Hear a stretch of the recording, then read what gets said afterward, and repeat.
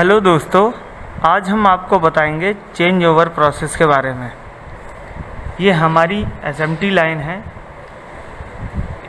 आप इसमें देख रहे हैं हमारे पास 4 स्टेज हैं। प्रिंटर, ये माउंटर, उसके बाद नेक्स्ट आपका जो है वो है प्री रिफ्लो, ये हो गया प्री रिफ्लो, और उससे आगे है नेक्स्ट हमारा पोस्ट रिफ्लो। हमारे पास में एक लाइन में जैसे इस समय 4 स्टेज हैं, उसी प्रकार हर एक लाइन में हर एक मॉडल वाइज अलग अलग स्टेजेस होती हैं। तो मैं आज आपको बताऊंगा एक कॉमन प्रोसेस जिसके द्वारा हम समझ सकते हैं कि हमें चेंज ओवर कैसे करना चाहिए और हमें किन किन बातों का ध्यान रखना चाहिए। जैसा कि आप वीडियो में देख रहे हैं, ये अभी पुराना वाला मॉडल है जो इस लाइन पे चल रहा था। स्टार्टिंग में आपने देखा कि स्टार्टिंग वाली स्टेज है, वहाँ से वो मॉडल निकल चुका है, बट ये आउटपुट वाली स्टेज है वहाँ पर वो रह चुका है।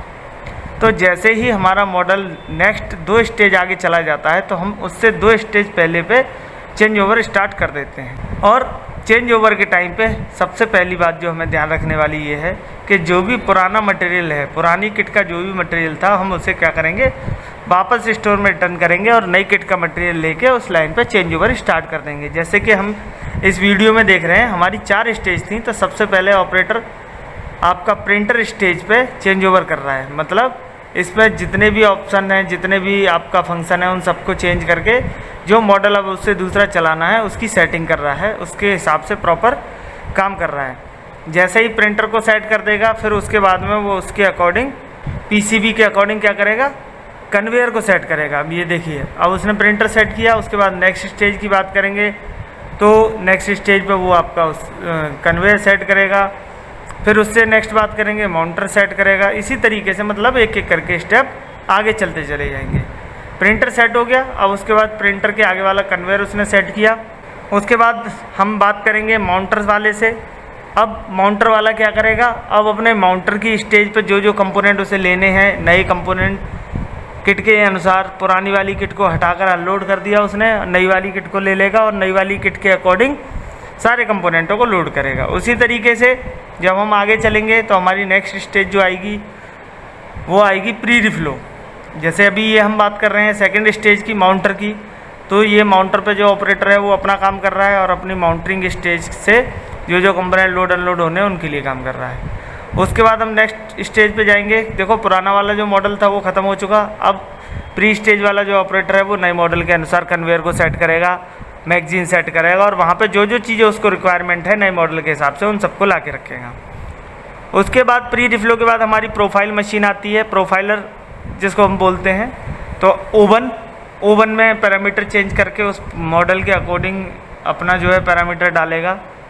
और ये डालने के बाद में फिर नेक्स्ट स्टेज जो हमारी होती है वो होती है आउटपुट स्टेज। तो आउटपुट स्टेज वाला ऑपरेटर अपना काम करेगा, जैसे कि उसको आउटपुट पे मैगजीन सेट करनी होती हैं, पीसीबी को लाने के लिए ट्रे रखनी होती हैं, मार्किंग के लिए मार्कर की ज़रूरत पड़ती है। तो ये सारे प्रोसेस हैं, वो सारा प्रोसेस कंप्लीट करेगा।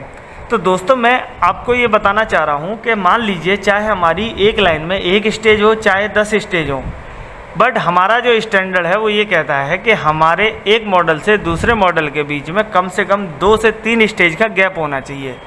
जैसे जैसे वो मॉडल आगे की स्टेज से क्लियर होता जाए और हम पीछे की स्टेज से उस मॉडल को चला सकते हैं बड़ी आसानी के साथ ही साथ उस मॉडल को चलाने के लिए हमें उस स्टेज की WI, उस स्टेज पर काम करने वाली इक्विपमेंट, उस स्टेज से सारी रिलेटेड उस मॉडल से चीज़ें सारी प्रॉपर तरीके से सेट करने के बाद हम उस मशीन को या हम उस लाइन को बड़ी आसानी से चला सकते हैं। तो ये मेरा जो प्रोसेस है वो आपका मैं बता रहा हूँ आपको चेंज ओवर का। अब ये देख रहे हैं आप वीडियो में 4 स्टेजों पे 4 ऑपरेटर अपना लगे हुए हैं और अपना अपना काम कर रहे हैं। प्रिंटर वाला अपने प्रिंटर स्टेज पे चेंज ओवर कर रहा है, माउंटर वाला माउंटर पे चेंज ओवर कर रहा है, प्री पे प्री वाला, पोस्ट पे पोस्ट वाला। इस तरीके से हमारा जो चेंज ओवर का प्रोसेस है स्टैंडर्ड वो कंप्लीट होता है।